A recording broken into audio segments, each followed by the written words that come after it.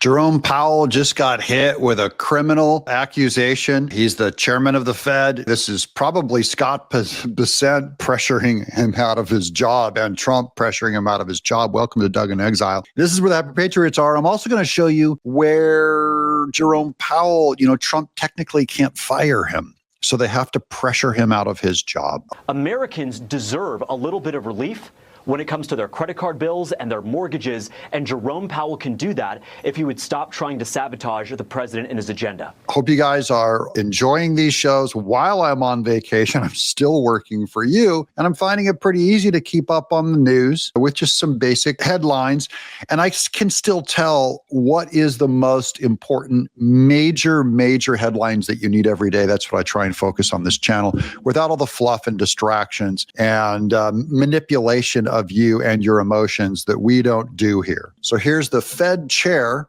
Jerome Powell, hit with criminal referral by House GOP Trump ally. Okay, so now you're starting to see Trump's name dragged into this, that this is kind of part of his political plan. I believe this is how Trump helps manipulate the economy to give him better interest rates, is what he's trying to get, and he keeps saying Jerome Powell's too late on lowering those interest rates and it's costing America billions of dollars. Well, of course, President Trump has been pushing back. He had comments again today saying the Fed has to cut a full percentage point.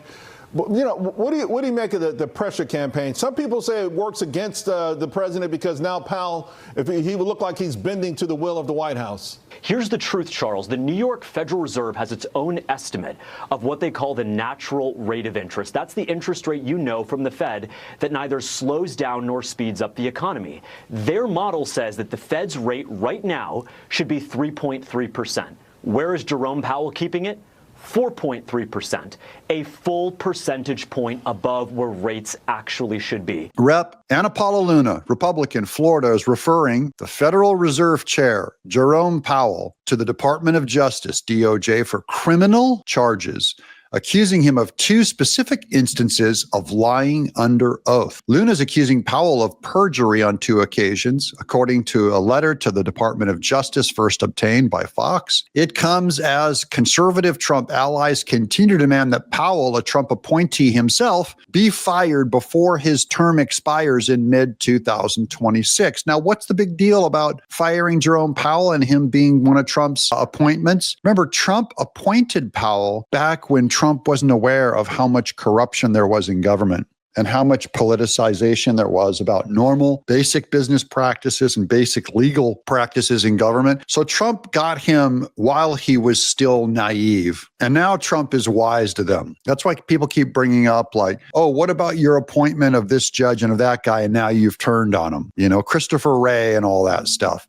Because Trump realized now that they were the ones that are more politicized. Trump didn't become politicized. It's Jerome Powell was politicized. Here's a quote. On July 25th, 2025, Chairman Powell provided testimony under oath before the U.S. Senate Committee, Banking, Housing, and Urban Affairs regarding the renovation of the Federal Reserve Exile building. In his statement, he made several materially false claims, Luna's letter said. So all this is they asked him about that refurbishing of this building, this Federal Reserve building, and supposedly it has like a swimming pool and marble columns, and it's very expensive, and they're just calling it in general corrupt. Specifically, she accused him of lying about lavish amenities at the Federal Reserve Exile building and misrepresenting its state of maintenance. Quote, separately, in a letter of the official management and budget office, Director Russell Vought, who we've seen a lot on the big, beautiful bill and on the tariffs, Russell Vought is a good guy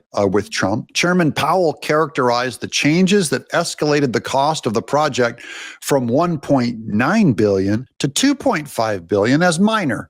However, documents reviewed by congressional investigators indicate that the scope and cost overruns of this project were neither minor in nature nor in substance, Luna wrote. She claimed his statement that the cost increase was to simplify construction and avoid further delays was false. There's Rep. Anna Paolina.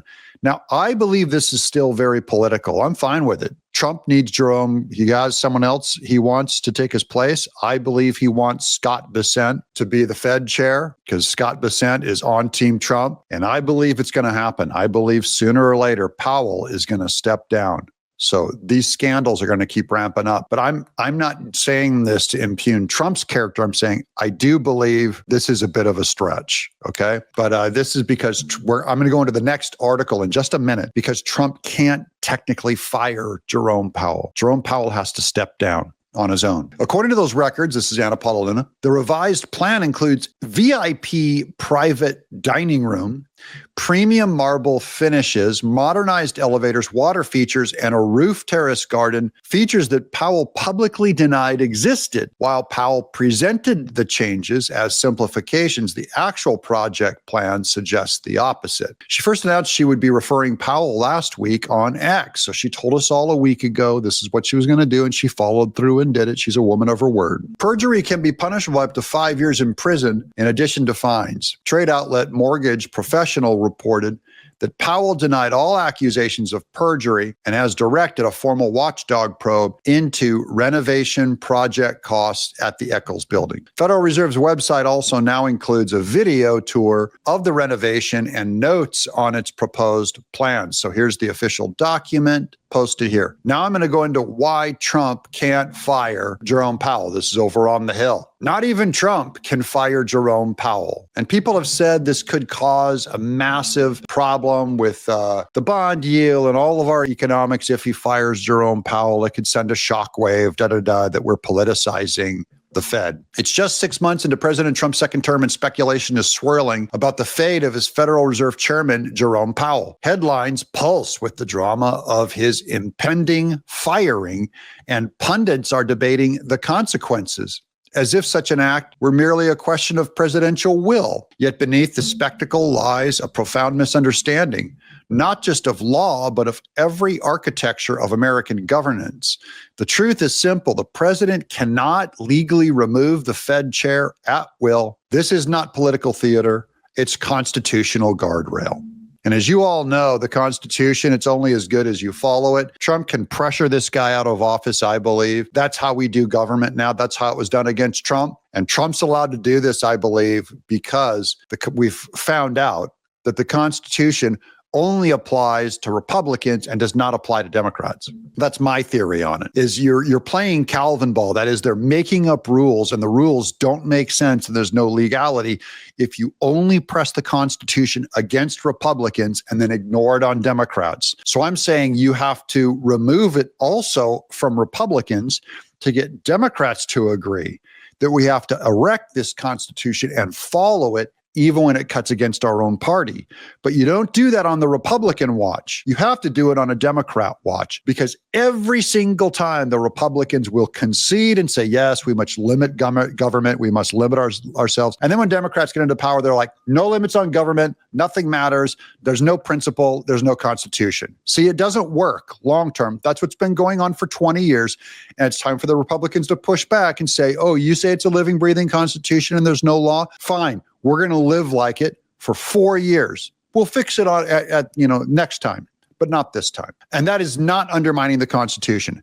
The Constitution must be applied to both sides, no matter who's in office. And when I see that happen on both sides, like under any Democrat who's in office, then I'll agree that we have a Constitution again. As the Brookings Institution artfully explains, the Federal Reserve's independence is no accident or mere convention. It is the deliberate product of decades of legal and institutional design intended to shield monetary policy from transient political pressures. All that is to say, and I'll prove that this is a lie, all that is to say is it was designed so that one political party could not come in and manipulate the entire Federal Reserve, all of our monetary policy, all that. They don't want it to be politicized. That's the Hill. Here's where they're wrong. Jerome Powell lowered interest rates on Biden to help his flailing, terrible economy. So anytime that politically it would help Biden,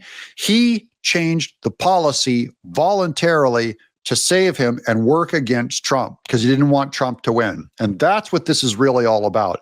So never forget, the Hill is right. It was designed to not be politicized, but it was politicized. And so now, if it's going to be political, I say politically go after this wild goose chase of convicting Jerome Powell of too many marble expenditures on the new Fed building and get him out and install Scott BIssent and have him lower the interest rates to benefit Trump. That would be constitutionally and rule-based fairness that both are exactly as political for this administration as it was for the Biden administration. That's my theory. And they will not change. That's why our nuclear power, it's rooted in Russia and us trust each other because we have mutual assured destruction. Mutual assured destruction. That's a phrase that came up under Reagan that guarantees that the other side will behave themselves if you threaten them with the immoral practice of nuking them and the whole world, right? This is mutual assured destruction with the Democrats on why we have to politicize the Fed and remove Jerome Powell and install Scott BIssent. And I believe Scott BIssent gave Trump this plan to go after. That's my own theory, okay? I'm speculating. I'll keep you guys posted on this. I will keep following this. I'm predicting right now that Jerome Powell will leave his office before his term is up. They might even settle it and go, look, we'll give you a pardon on this. If you get nailed on this, buddy, you'll walk free, but you're getting out of that office. It's time. Trump is here to cut his gloves off and play hardball because he's tired of going into that boxing ring. And the Democrat side keeps hitting him below the belt, kicking him in the groin. And then finally, he cuts off his gloves and he's ready to fight. And that's what we're doing right now with the Fed chair. I'm Doug in Exile. Subscribe.